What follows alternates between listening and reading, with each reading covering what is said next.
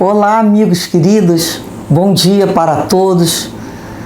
É uma grata alegria estarmos aqui mais um dia reunidos em torno dos estudos, em torno desses pensamentos que nos estão trazidos com tanto amor por esse Espírito que cada dia admiramos mais, que é o Espírito Emmanuel, com o seu trabalho junto ao médium Francisco Cândido Xavier. Como temos a agradecer pelos trabalhadores que nos antecederam, oferecendo um campo imenso de entendimento e de compreensão. Rogamos a Deus por eles, para que eles tenham cada vez mais luz, mais bênçãos e cada vez mais sabedoria para compartilhar com todos nós. Rogamos a Deus pelas nossas famílias, pelas nossas vidas, dos nossos amigos. Rogamos a Deus por aqueles que não aprenderam ainda, suplicar-lhe a proteção. Pedimos, Senhor, muita luz, muita sabedoria, muito entendimento da vontade divina em nossa vida.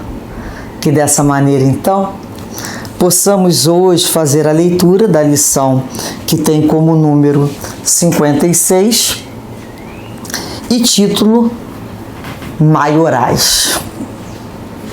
Ele nos traz aqui o versículo 35 do capítulo 9 do Evangelho de Marcos, em que diz: E ele, assentando-se, chamou os 12 e disse-lhes: Se alguém quiser ser o primeiro, será o último de todos e servo de todos.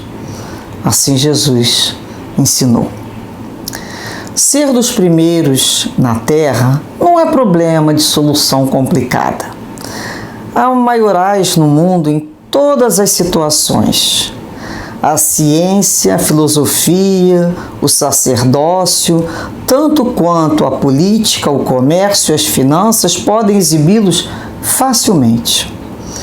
Os homens principais da ciência, com legítimas exceções, costumam ser grandes presunçosos. Os da filosofia, argutos sofistas do pensamento. Os do sacerdócio, fanáticos sem compreensão da verdadeira fé. Em política, muitos dos maiorais são tiranos. No comércio, inúmeros são exploradores. E nas finanças, muitos deles não passam de associados das sombras contra os interesses coletivos. Ser dos primeiros, no entanto, nas esferas de Jesus sobre a terra, não é questão de fácil acesso à criatura vulgar. Nos departamentos do mundo materializado, os principais devem ser os primeiros a serem servidos e contam com a obediência compulsória de todos. Em cristianismo puro, os espíritos dominantes são os últimos na recepção dos benefícios, porquanto são servos reais de quantos lhes procuram a colaboração fraterna. É por isso que em todas as escolas cristãs há numerosos pregadores, muitos mordomos, turbas de operários, cooperadores do culto, polemistas valiosos, doutores da letra, intérpretes competentes, reformistas apaixonados, mas raríssimos apóstolos. De modo geral, quase todos os crentes se dispõem ao ensino e ao conselho, prontos ao combate espetaculoso e advertência humilhante ou vaidosa, poucos surgindo com desejo de servir em silêncio, convencidos de que toda a glória pertence a Deus. Como precisamos estar sempre relembrando o principal ensino de Jesus, do amor, do perdão e, acima de tudo, da humildade. Desde o momento do seu nascimento numa manjedoura, ele ali já deixa claro a sua marca, a marca da humildade, a marca que veio para servir e não para ter privilégios, não para ser servido. E o título, né? Maiorais. Quem são os maiorais? O que a gente entende com maioral? Fulano é maioral, é aquele elemento considerado o mais importante daquela instituição, de uma determinada classe social, é o bam, que ele ali é o maioral. Então, ele fala aqui, o Emmanuel já nos explica, que ser um dos primeiros, ser maioral em várias áreas da Terra não é problema de solução complicada, não. Eles vão dando lá o jeito deles. Habilidade intelectual, astúcia, são astuciosos. Muitas vezes não é só inteligência, é astúcia, animal mesmo, predatória. E eles estão acostumados, né, muitas das vezes por outras reencarnações, a bater aquele que se coloca no seu caminho, atrapalhando a sua caminhada. Eles não buscam uma solução quando encontram um problema que está causando obstáculo no seu progresso ali da vida. Eles realmente não querem solução cristã. O objetivo deles é atingir o alvo sem considerar os meios pelos quais estão utilizando. Então, é o famoso vale tudo. Então ele vai falar aqui, né? Ele fala dos homens da ciência. Tem exceções, como tudo, né? Tem exceção, tem os deuses da casa de César. Em todos os lugares nós temos exceções. Então nós falamos aqui de um modo geral. São grandes presunçosos, né? Muitos acreditam na área de ciência e olham o outro como um desprezo por não participar da sua sabedoria, de tanta ciência, de tanto entendimento, e ao mesmo tempo são cegos para tantas outras áreas. Não possui inteligência espiritual, não possui maturidade espiritual, senso moral desenvolvido, mas na área da ciência e intelectualidade ele é maioral. Aí é aquela presunção, parece um pavão, né? E exibe asa para lá, exibe asa para cá, e algumas pessoas ficam ali, a gente já vai aprendendo a ver além da aparência, já não começa a ver de outra maneira a vida, o que realmente nos interessa, qual é a finalidade daquela sabedoria, daquele conhecimento dele. Toda a glória provém de quem? De Deus. Ele fez a parte dele. Ele estudou certamente. Fez conquista nas outras reencarnações. Concordo. Mas tudo provém das oportunidades, vem de Deus. Porque se não for permitido, um micro, né, verme, uma bactéria destrói aquele corpo ali em 2 tempos. Uma situação do mundo destrói aquele tipo de vaidade. Então é quando ele fala. Depois ele vai falar da filosofia, que são sofistas do pensamento, que causam às vezes muito mais confusão do que entendimento. Pessoa que estuda filosofia, ela vai buscar, isso é muito importante. Filosofia, o saber, o amar a sabedoria, como é importante estudar a filosofia, sim, mas para crescer, para adicionar, não para complicar. E digo mais, se aquele tipo de pensamento, de raciocínio do filósofo não me trouxer consolo, não me trouxer esperança, não me trouxer a vontade de prosseguir confiança em Deus, a mim não serve. Pode ser o maioral na área dele, mas o nome dele não me influencia. Me influencia o que vem do Cristo e toda a sua derivação, porque ele sim me deu consolo, me dá esperança para eu prosseguir a caminhar com a minha dificuldade. Então eu começo a ler e retenho o que é bom. Agora, se o outro vem ali com um pensamento de destruição, de ateísmo, eu posso saber que ele escreve muito bem, que ele raciocina muito bem, mas não tenho como como um professor para me ensinar, não está me trazendo nada que me acrescente na minha vida força. Isso é que eu busco. Vai me trazer alguma coisa que vai me dar força, que vai me levantar, que vai me dar esperança, que me vai dar confiança. Isso eu busco.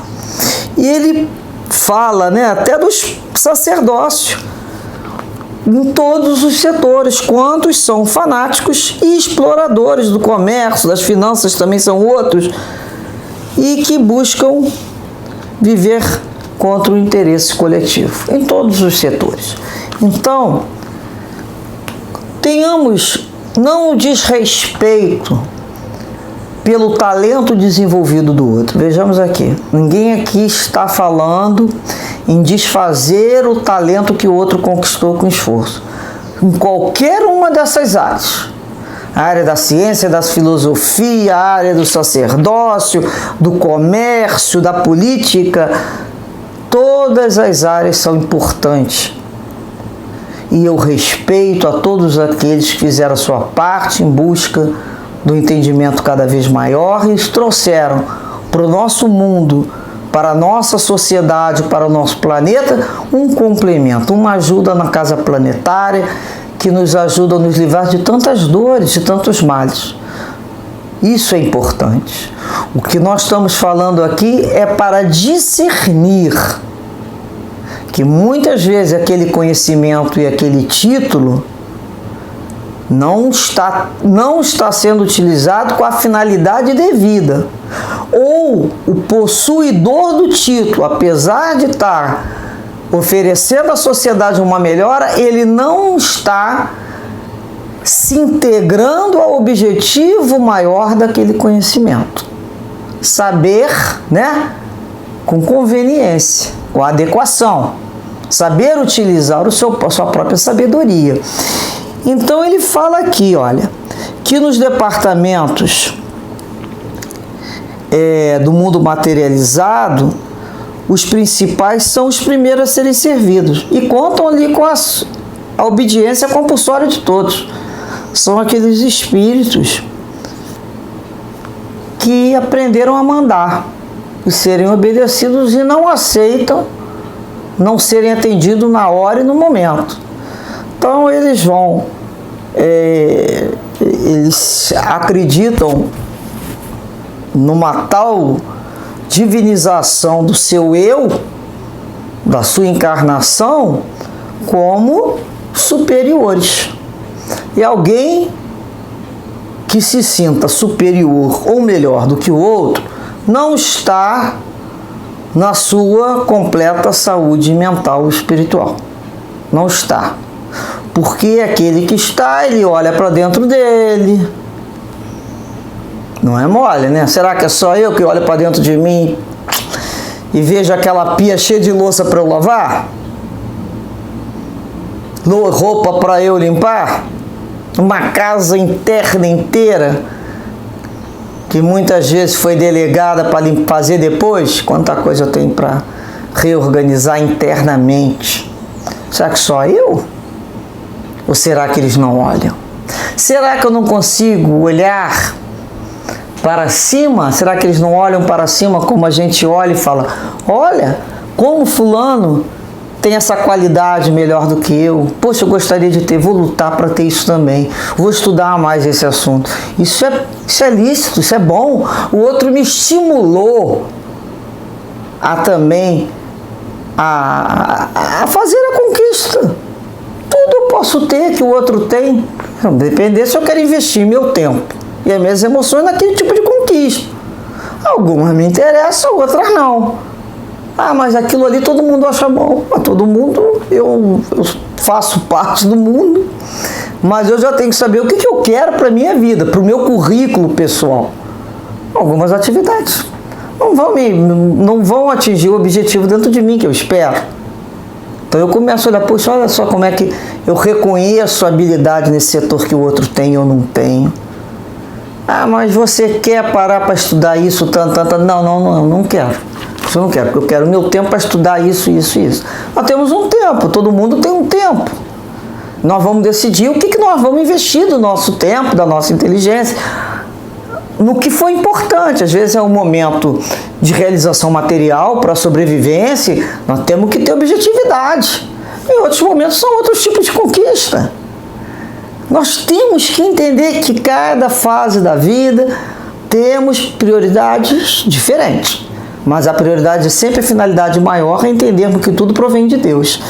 E ele nos fala aqui que no cristianismo, quer dizer, na realidade, os espíritos dominantes, diferente do mundo materializados que querem ser o primeiro a ser servido, igual uma hierarquia, né? Onde o mais alta patente come primeiro no jantar, depois vai até a última patente, e ninguém pode ir embora antes que o primeiro saia. Existe uma hierarquia, isso é o mundo material.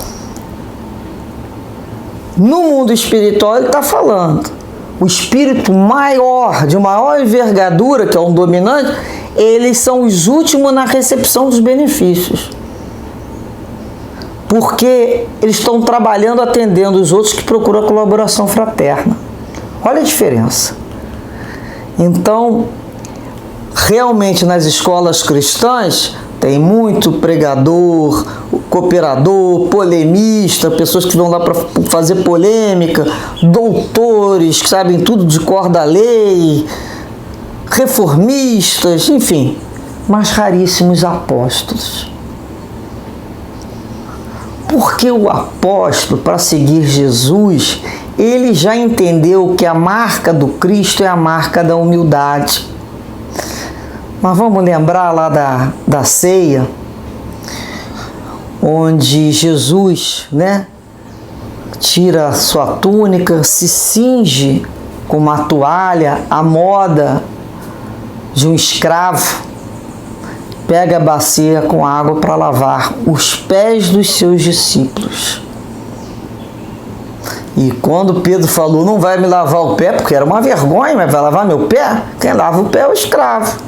Jesus falou, se não só lavar o teu pé, não terás parte comigo. Aí foi que Pedro falou, então me lava tudo. Me lava já a cabeça, o corpo inteiro.